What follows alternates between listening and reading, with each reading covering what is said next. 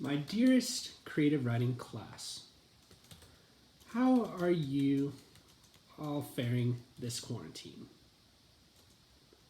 I fear that I will not be able to go on much longer. Let's see. Without being able to see your faces, a gloom hangs over my heart like the fog on the fields of grain in autumn. Oh, hey guys, this is Mr. Pulsifer here, and today we're going to talk about creative writing.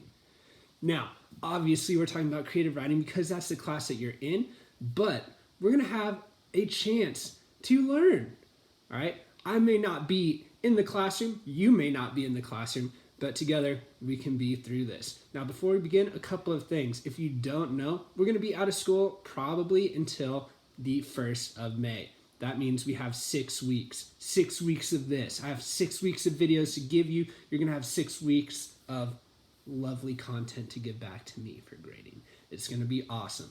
Now, to make life a little bit easier, what I'm going to be doing is I'm going to be uploading some things to YouTube, which is probably where you're going to be seeing this. And it's going to be every couple of days, I'll upload a video giving you an idea of what your new piece of writing is, some hints, some tips, some mini lectures, some places where you can interact, get the information that you need. All right. Now, some other things to help you guys out along the way. If you ever have any questions for me, email me. All right. gage.pulsifer@canyonsdistrict.org. You can also reach me via Canvas Messenger, and through Google Meets. Now, if you haven't used it yet, go to meet.google.com. All right. Once you're there, you'll sign in with your Canyons ID. All right. And then type in where it says secret code, breakfast news with Mr. P. I am online from 8 a.m. to 10 a.m. A nice little window where I can answer questions, clarify things, or you can just come say hi. All right. In the near future, I may switch those times up to accommodate learning or my different classes if I need to, but for now, 8 a.m. to 10 a.m. All right.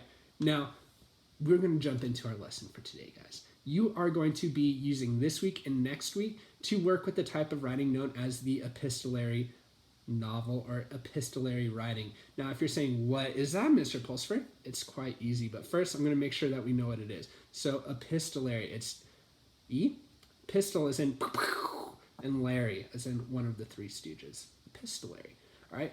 What that is just a fancy way for saying this is a piece of writing that uses other writing to tell the story. If you're confused, don't worry, I'm going to break it down.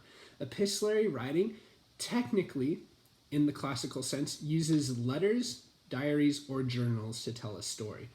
All right? And all the writing, all the character insights that we get are from letters, diaries, journals. Now, you might be saying, Mr. Pulsifer, who uses the epistolary format to actually write? Bram Stoker used it in the classic novel Dracula. The color purple, which you may read in high school, also uses this to great effect. Now, in the modern era, epistolary writing isn't used as much. However, I think that this is a perfect time to bring it back. All right.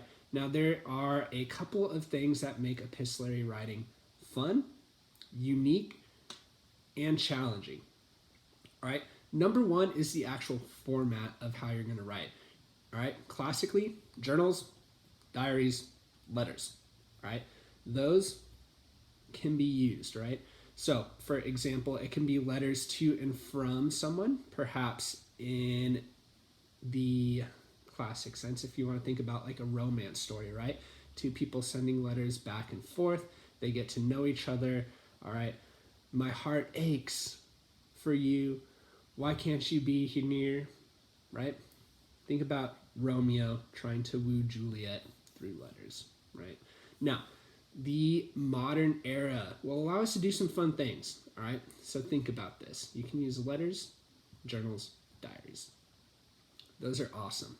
But some other things that we can use blog posts, we can use websites, We could use sticky notes, right? I've once read a book that used literally the author put each little chunk of his story on a sticky note, and each page was one sticky note. It was weird, but it was a cool way to tell the story. Other ways you could do it: PowerPoint. You could have people fighting, all right, on YouTube videos, fighting on social media, all right? Perhaps you're going to tell a story about a family that's divided on politics, and they have a giant blow up on social media about who should be our next president. And then they learn to love each other. And maybe that final post is a post talking about family appreciation, right? Whatever it is, there are a lot of ways that we can do this. Now, some things that are going to help you guys, all right? Number one, epistolary writing is character driven, all right? Which means that we are going to need to know what your character wants and why they want it. Now, the nice thing about this is, if you think about it, journals, letters, diaries, very personal, right? I am keeping a little journal of my quarantine adventures, or at least how this little chunk of time has gone, so I can have that later on when I'm old and my grandchildren say, "Grandpa, what was Corona like?" And as I go through a PTSD flashback of finding people in the Harmon's parking lot for a roll of toilet paper, I'll be able to recall, and then I can hand it to them. But hopefully just like shy away from them reading about how I had to have someone catch these hands for stealing my toilet paper. All right, now think about it. Journals, letters, highly personal. Diaries, highly personal, right? I would assume if you keep one, you probably don't want it to be shared or read, right? So think about it. That's a safe spot. That's where people can put their deepest desires, their deepest goals, their longings, the things that they hate, the things that they loathe, the people that they loathe, right? This type of writing puts forth information that usually wouldn't be shared, right? So it's going to be an interesting way to tell a story.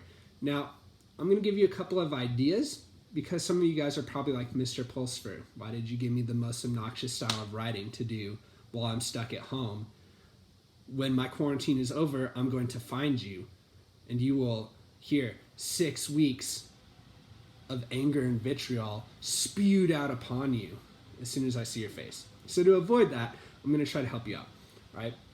So let's think about this. Number one, all right, perhaps we have a story of someone who is very insecure, or perhaps showing a false life, all right?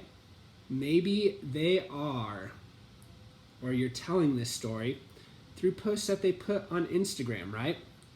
Fake picture, all this very long caption about how their life is so awesome. "Look at me and my Lamborghini. It's so fast. I just went on a private jet to Spain," right? But perhaps partway through the story, they get exposed online and it all comes crashing down upon them. And then they just get attacked by the trolls in the comments.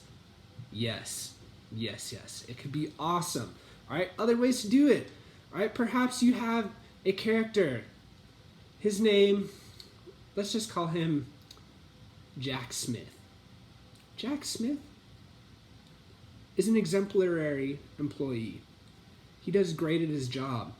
He gets accounts, he catches mistakes, but he's not very popular, so he always gets ignored for the promotion.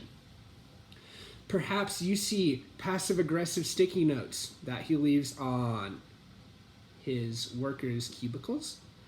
Perhaps you see the angry emails that he sends to himself, his docs where he records all of his thoughts, his anger, all right? Perhaps it goes into a PowerPoint that he creates on why he should get that raise. And then at the very end, he writes, "Next chapter, a diary entry. I didn't get the raise. It's time to change things up." Perhaps then the next thing is a letter that he ties to a brick and throws through his boss's windshield of his car, right? So there's ways that we can tell these stories. But what you're doing is taking these artifacts, right? These blog posts, these sticky notes, these diary journals, these emails, right? These letters, and you're going to put them and piece them all together from one character, multiple characters, however many you want to get, but you're going to let a story unfold simply between these pieces of correspondence. Now, it should be fun. It should be interesting. All right.